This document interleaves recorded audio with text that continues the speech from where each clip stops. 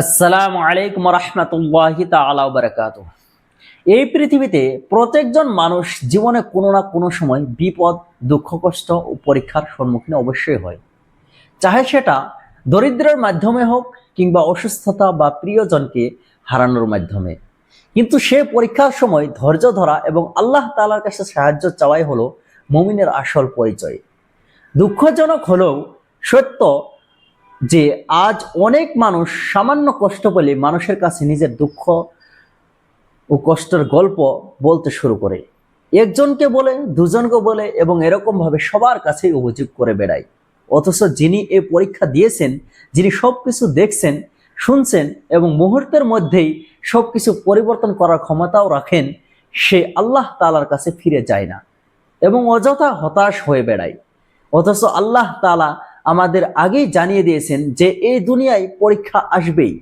তিনি ইরশাদ করেন, ওয়ালানাবলুওয়ান্নাকুম বিশাইইম মিনাল খাউফ ওয়াল জু' ওয়া নাকসিম মিনাল আমওয়ালি ওয়াল আনফুসি ওয়াত তামারাত। অর্থাৎ আমি অবশ্যই তোমাদেরকে কিছুটা ভয়, ক্ষুধা, ধন সম্পদ, জীবন ও ফসলের ক্ষতির মাধ্যমে পরীক্ষা করব। এই আয়াতের দ্বারাই বোঝা যায় যে আল্লাহ তাআলা এই পৃথিবীকে পরীক্ষার স্থান বানিয়েছেন। তাই কোনো মানুষই পরীক্ষা ছাড়া জীবন অতিবাহিত করতে পারে না। তাই বিপদ মুসিবত আসলে হতাশ না হয়ে ধৈর্য ধারণ করা এবং আল্লাহ তাআলার ফয়সালার উপর সন্তুষ্ট থাকা এবং তার কাছেই সাহায্য প্রার্থনা করা একজন মুমিনের কর্তব্য। কারণ এই পরীক্ষায় যারা ধৈর্য ধারণ করে তাদের জন্যই রয়েছে আল্লাহ তাআলার পক্ষ থেকে মহা সুসংবাদ ও উপরন্ত প্রতিদান।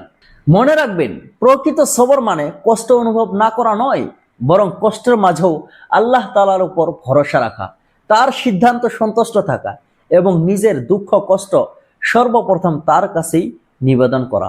হাদিসে এসেছে, মান নাযালাত বিহি ফাকাতুন ফাআনসালাহা বিন-নাস লাম তুসাদ্দা ফাকাতুহু ওয়া মান নাযালাত বিহি ফাকাতুন ফাআনসালাহা বিল্লাহ ফায়ুশিকুল্লাহু লাহু বিরিজকিন আজিলিন আও আজিলিন।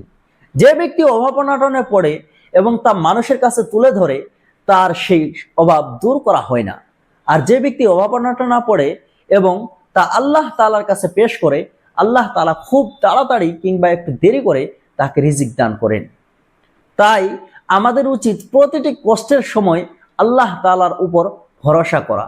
তাই আসুন আমরা আজই দৃঢ় সংকল্প করি যে জীবনে যত বড় বিপদে আসুক না কেন, সবার আগে আল্লাহ তাআলার রহমতের দরজায় কাড়া নাড়ব। কারণ মানুষ সীমাবদ্ধ, কিন্তু আল্লাহ তাআলা অসীম ক্ষমতাবান। মানুষ ক্লান্ত হয়ে যায়, কিন্তু আল্লাহ তাআলা কখনো ক্লান্ত হয় না। মানুষ ফিরিয়ে দিতে পারে, কিন্তু আল্লাহ তাআলা তার বান্দার আন্তরিক দোয়া কখনোই ফিরিয়ে দেন না। হে আল্লাহ, আমাদের সবাইকে প্রতিটি বিপদে ধৈর্য ধারণ করার এবং সর্বাবস্থায় কেবল আপনার কাছেই আশ্রয় ও সাহায্য প্রার্থনা করার তৌফিক দান করুন। ভিডিওটি ভালো লেগে থাকলে অবশ্যই চ্যানেলটিকে সাবস্ক্রাইব করে ভিডিওটিকে শেয়ার করে দেবেন।